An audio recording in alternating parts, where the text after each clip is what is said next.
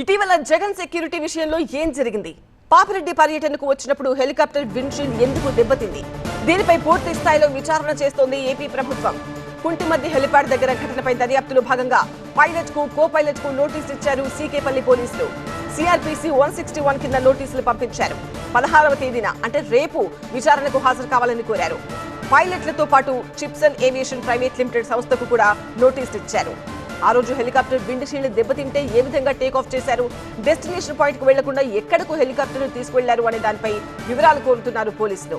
Pilot Anil Kumar తో పాటు co pilot Shreyan Jain ఇప్పుడు ఏం చెప్తారు అనేది కీలకంగా మారింది. టేక్ ఆఫ్ సమయంలో తమకు కనీస సమాచారం ఇవ్వకుండా ఎందుకు వెళ్లిపోయారో చెప్పాలని కూడా సీకేపల్లి పోలీసులు వివరణ కోరారు. రాప్తాడు నియోజకవర్గంలోని పాపిరెడ్డిపల్లిలో ఇటీవల ఒక వైసీపీ కార్యకర్త హత్యకు గురయ్యాడు.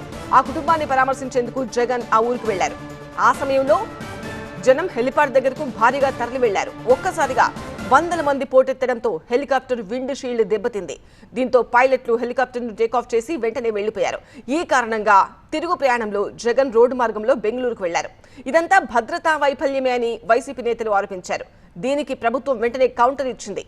ఇవ్వాల్సిన సెక్యూరిటీ కంటే ఎక్కువే ఇచ్చామంటూ కొన్ని లెక్కలు చెప్పారు. ఈ నేపథ్యంలోనే నిజానిజాలు తేల్చేందుకు ప్రభుత్వం విచారణకు ఆదేశించింది. దాంట్లో భాగంగానే పైలట్ కో పైలట్ కు ఇప్పుడు నోటీసులు ఇచ్చారు. రేపు ఎంక్వైరీకి రావాలని ఆదేశించారు.